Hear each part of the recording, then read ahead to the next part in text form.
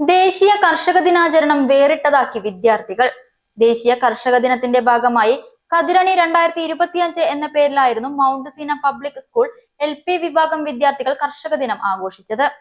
Mount Seena group director CK Abdul Manaf Kathirani 2025 ഉദ്ഘാടനം ചെയ്തു.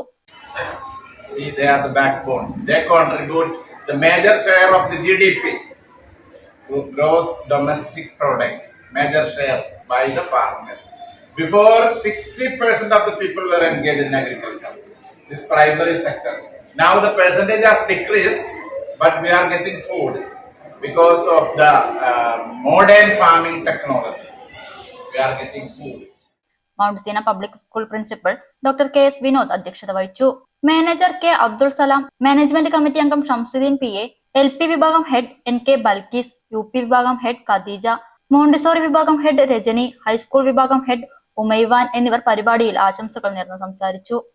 ഭക്ഷ്യയോഗ്യമായ വിത്തുകൾ, ട്രേകളിൽ മുളപ്പിച്ച ഇലകൾ കൊണ്ട് ഉണ്ടാക്കാൻ പറ്റുന്ന ഭക്ഷ്യവിഭവങ്ങളായ തോരൻ, കറികൾ, സാലഡ്, ദോശ, പാനീയങ്ങൾ, ചെറുകടികൾ, അലങ്കാരങ്ങൾ, ഭക്ഷ്യയോഗ്യമായ വിത്തുകൾ മുളപ്പിച്ചത്, വിത്തുകളെയും ഭക്ഷ്യവസ്തുക്കളെയും കുറിച്ചുള്ള ചാർട്ടുകൾ, പോസ്റ്ററുകൾ, പ്ലക്കാർഡുകൾ, പണ്ടുകാലത്ത് കർഷക വീടുകളിൽ കൃഷിപ്പണിക്കായി ഉപയോഗിച്ചിരുന്ന ഉപകരണങ്ങൾ, അളവ് ഉപകരണങ്ങൾ, കുണ്ടൻകുട, ഓലക്കുട, കലപ്പ, കാളകൾ, ട്രാക്ടർ, വാട്ടർ വീൽ, ഏത്തം, കിണർ, കപ്പി, ബക്കറ്റ്, കയർ, മോട്ടോർ പമ്പ് എന്നിവയുടെ സ്റ്റിൽ മോഡലുകൾ, വിവിധ സംസ്ഥാനങ്ങളിലെ കർഷക വേഷങ്ങൾ, കാർഷിക ഉപകരണങ്ങളോടുകൂടി ചേർന്നത്, നെൽകൃഷിയുടെ പ്രാധാന്യം മനസ്സിലാക്കുവാൻ വേണ്ടി കൃഷിയിടത്തിൽ നിന്ന് തീൻമേശയിലേക്കുള്ള കോർണർ, ഇല കൊണ്ടുള്ള ക്രാഫ്റ്റ് വർക്കുകൾ, കളിപ്പാട്ടങ്ങൾ, പായ്നെയ്ത്ത്, വാഴയില, മറ്റു ഭാഗങ്ങൾ ഉപയോഗിച്ചുണ്ടാക്കിയ വർക്കുകൾ, സാധാരണ ഭക്ഷണത്തിനായും മരുന്നിനായും ഉപയോഗിക്കുന്ന എല്ലാ ഇലകളും അവ ഉപയോഗിച്ചുണ്ടാക്കിയ ഭക്ഷ്യവിഭവങ്ങൾ എന്നിവയും കതിരണി എന്ന കാർഷിക മേളയ്ക്ക് കണ്ണിന് ഇമ്പമേകുന്ന അലങ്കാരങ്ങളായി.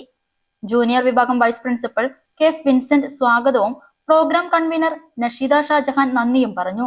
ഭാഗമായിട്ട് മൗണ്ട് സീന പബ്ലിക് സ്കൂളിന്റെ LP സെക്ഷൻ വിഭാഗം പഴയ കൃഷി രീതിയും പഴയ ഭക്ഷണ പദാർത്ഥങ്ങളെയും പുതിയ ജനറേഷന്, പുതിയ തലമുറയ്ക്കായി മനസ്സിലാക്കി കൊടുക്കാൻ വേണ്ടി ചെറിയ ഒരു എക്സ്പോ സംഘടിപ്പിച്ചിരിക്കുകയാണ്.